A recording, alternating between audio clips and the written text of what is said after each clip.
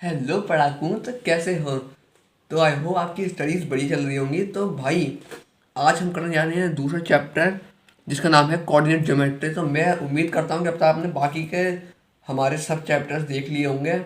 तो कई लोग भाई कह रहे होंगे, हो आपने तो कहा था कि चैप्टर 6 करेंगे, ट्रायंगल करेंगे। तो भाई मेरे को भी पता है कि चैप्टर 6 करना था आज इस वीडियो की जगह पे, लेकिन मैं करा रहा हूँ कोऑर्डिनेट ज्योमेट्री। क्योंकि जो हमारा एक ज्योमेट्री वगैरह वाला है, मतलब ये ट्राइंगल श्राइंगल सर्कल वगैरह, ये हम बाद में करेंगे। पहले ये सब मतलब कैलकुलेशन वाला पहले कर लेते हैं। तो वो भी थोड़ा कैलकुलेशन वाला है, लेकिन उससे पहले हम ये करेंगे क्योंकि ये ज़्यादा इम्पोर्टेंट है। इम्पोर्टेंट तो भाई वो भी है, लेकिन समझ जाओ भाई कि मैं पहले मतलब इसी में कराऊंगा, बाद में कंस्ट्रक्शन वगैरह वाले जो ये ज्योमेट्री सेक्शन है ये बाद में कराऊंगा। तो पहले हम ये वाला करेंगे। तो यहाँ पे चालू करते हैं भाई अपना चैप्टर। तो देखो भाई, पहले वीडियो को लाइक करो, उसके बाद ही आगे पढ़ाऊंगा मैं, वरना नहीं पढ़ाऊंगा। कोऑर्डिनेट सिस्टम क्या होता है हमारा, ये बकवास पढ़ाएंगे तो मैं बताऊंगा आपको अपनी भाषा में। तो वाई एक्सिस हमारा क्या होता है, ये वाला।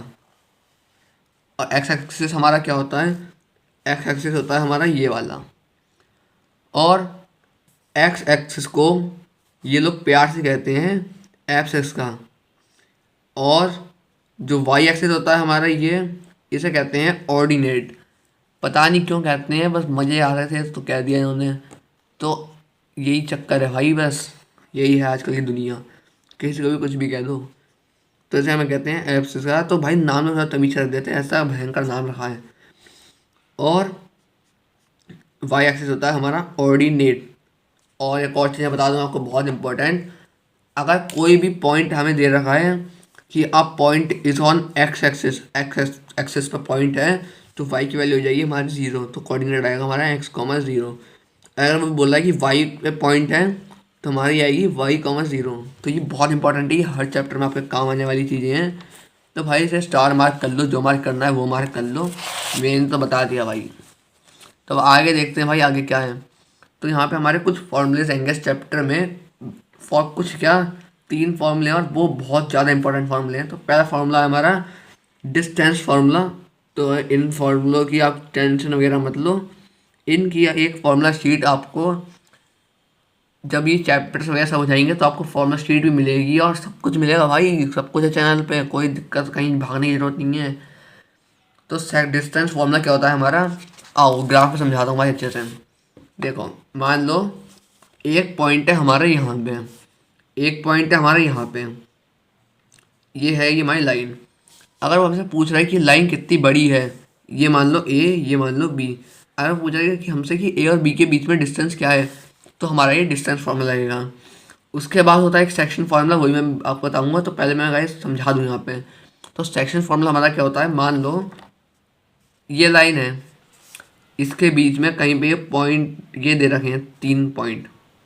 तो अगर हमें इनका कोऑर्डिनेट निकालना है तो हमें निकालना पड़ेगा वो सेक्शन फॉर्मूले से हम निकालेंगे इनका वो, मतलब इनका कोऑर्डिनेट क्या है।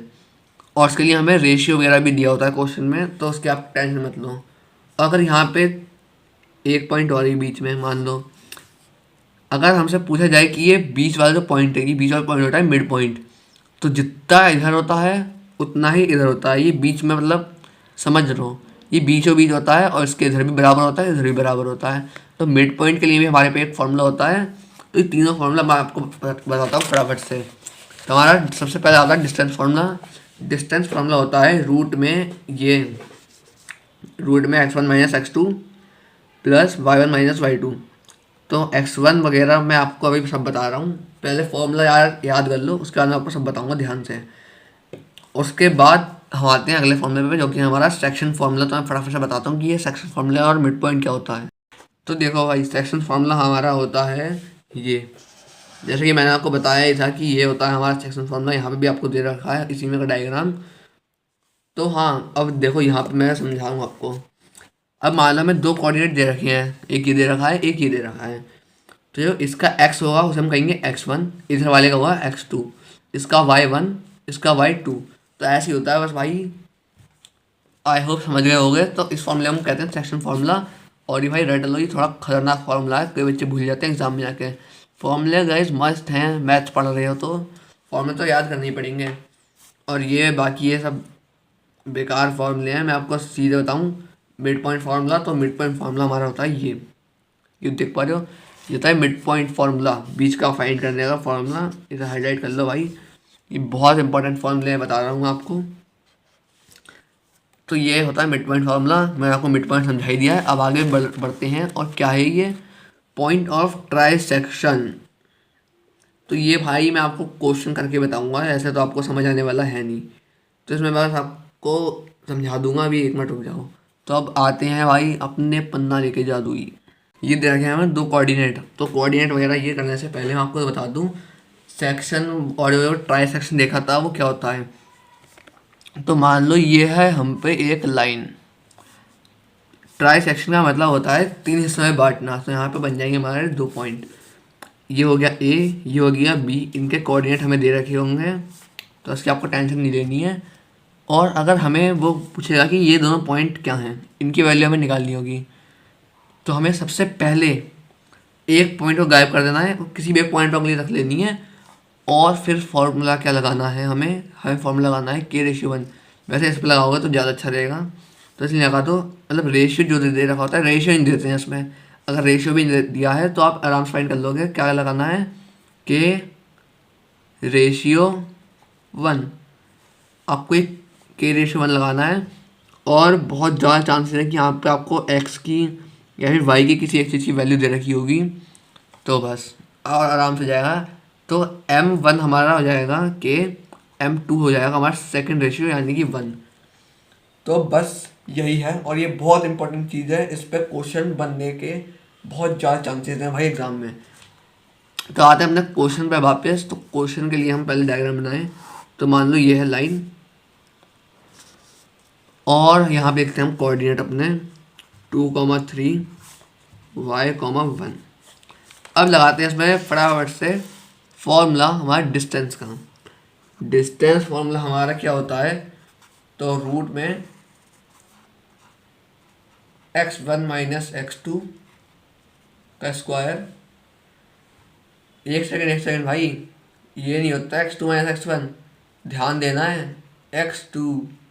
x2 minus x1 plus y2 minus y1, फिर स्क्वायर होता है। कोई भी आगे पीछे कर दोगे तो दिक्कत नहीं है, लेकिन अगर y1 आगे कर रहे हो तो इधर भी x1 ही आगे करना है। और इधर xy मतलब x2 आगे कर रहे हो तो उधर भी y2 ही आगे करना पड़ेगा।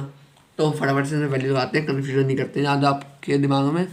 तो लगाते हैं 4 माइनस, और यहाँ पे क्या है हमारा 2, और यहाँ पे हमारी y2 की वैल्यू क्या है, y2 की वैल्यू है 1, और y1 की वैल्यू क्या है 3।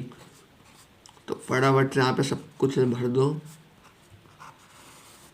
तो यह है हमारी, इतना आपको समझ आ गया होगा।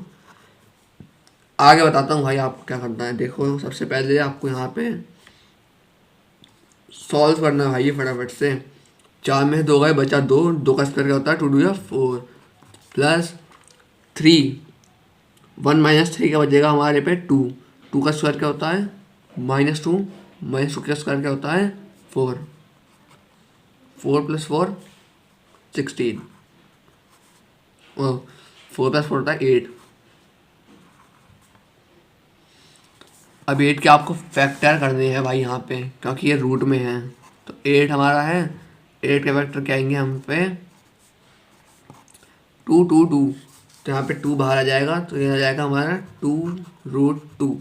तो ये, और यहाँ पे यूनिट लिख देना भाई, जो भी यूनिट हो वरना मार्क्स कट जाएंगे। तो ये आ गया हम पे फॉर्मूला। तो बस मतलब ये फॉर्मूला मैंने आपको अप्लाई करना सिखा दिया, और इसी टाइप से आप बाकी सब फॉर्मूले भी अप्लाई कर सकते हो। था मैं मिड पॉइंट वाला भी एक बार लगा के दिखा देता हूँ भाई, इसमें लगाऊँ कर लोगे वैसे भाई, आसान है वो तो कोई नहीं, कर लोगे वो। तो भाई यहीं पे चैप्टर हमारा समाप्त हो चुका है। ये तो आज चैप्टर में इतना ही, मिलते हैं नेक्स्ट चैप्टर के लिए यानी कि कल। तब तक के लिए बाय बाय।